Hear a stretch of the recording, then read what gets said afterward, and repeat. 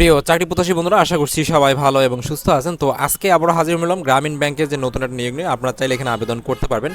প্রায় 1000-এর মতো লোক নিয়োগ দিবে সম্পূর্ণ বিনা অভিজ্ঞতা। তো এখানে আসলে কীভাবে আবেদন করবেন, যেহেতু আবেদনটা হচ্ছে অনলাইনের মাধ্যমে, এবং আবেদনের প্রসেস বা ডকুমেন্ট যে বিষয়গুলো আছে সবগুলো বিষয় আজকে আমার এই ভিডিওর মাধ্যমে আপনাদেরকে দেখিয়ে দেওয়ার সর্বোচ্চ চেষ্টা করব। বর্তমান আমি অবস্থান করতেছি গ্রামীণ ব্যাংকের যে অফিসিয়াল ওয়েবসাইট আছে সেখানে। তো এখান থেকে আমরা ক্যারিয়ারে ক্লিক করবো। ক্লিক করার পর আমাদের আসলে এরকম একটা অপশন দেখাবে। এখানে আসার পর জাস্ট নিচের থেকে একটু স্ক্রল ডাউন করবো। এখানে আসার পর দেখবো যে ক্যারিয়ার একটা অপশন আছে। তো এরপর আমরা নিচের দিকে আরও যাবো। যাওয়ার পর দেখবো যে আমাদের এখানে অ্যাভেলেবল জব নামে একটা অপশন আছে, সেখানে আমরা ক্লিক করবো। তো এখানে ক্লিক করার পর দেখবেন অনগোয়িং, মানে এই নিয়োগটা চলতেছে।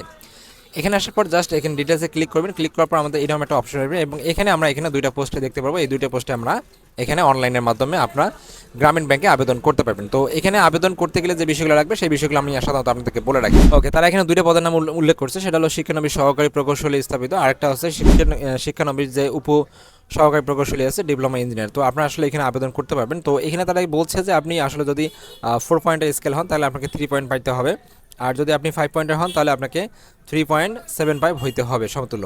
আর এখানে যে বিষয়টা আছে এসএসসির মধ্যে আপনি অবশ্যই 3.50 এবং ন্যূনতম হলো 3.00 আপনাকে থাকতে হবে সর্বনিম্ন। এর নিচে হলে আপনার থার্ড ক্লাস হলে আপনি আবেদন করতে পারবেন না।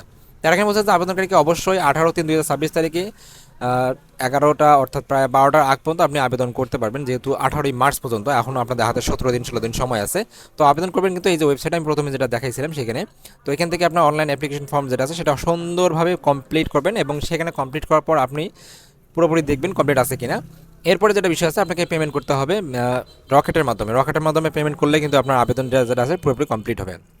তারা এখানে বলছে যে প্রার্থীদের অনলাইনে আবেদনের সময় যে কাগজপত্র যে প্রেরণ করতে হবে না, মৌখিক পরীক্ষা দিতে অনলাইনে আবেদনের পদ্ধতি দিতে হবে। এবং তাছাড়া এখানে তারা বলছে যে সত্যায়িত ফটোকপি, সদ্যতলা 2 কপি পাসপোর্টের রঙিন ছবি ফরম্যাটে এত দিতে হবে। এবং তাছাড়া হচ্ছে অনলাইন আবেদন ফর্মে প্রার্থী কর্তৃক প্রদত্ত তথ্যের সঠিকতা যাচাই আনতে কোনো ত্রুটি ধরা পড়লে পরীক্ষা অংশগ্রহণের সুযোগ পাবে না। তো আসলে যে বিষয়টা আছে আপনি অবশ্যই ক্লিয়ারলি এবং স্পষ্ট এবং সঠিক তথ্য দিয়ে আবেদন করার সর্বোচ্চ চেষ্টা করবেন।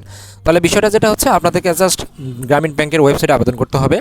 এখানে আসার পর জাস্ট আবেদন করতে হবে, অ্যাপ্লাই নামে ক্লিক করতে হবে। ক্লিক করার পর সম্পূর্ণ যে ফর্মটা আছে এই ফর্মটা ক্লিয়ার করে আপনাকে আবেদন করতে হবে পুরোটা A to Z।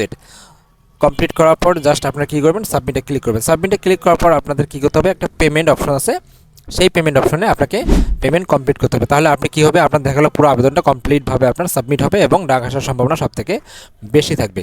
Thank you so much video দেখার জন্য। এরকম নিত্য নতুন প্রতিনিয়ত চাকরি আপডেট পেতে প্রতিনিয়ত চোখ রাখুন আমার চ্যানেলটিতে, এবং কোথাও কোনো বুঝতে সমস্যা হলে অবশ্যই আমাকে কমেন্টস করে জানাবেন, আমি রিপ্লাই দিয়ে আপনাকে হেল্প করার সহযোগিতা করবো। Thank you so much video দেখার জন্য আবারও।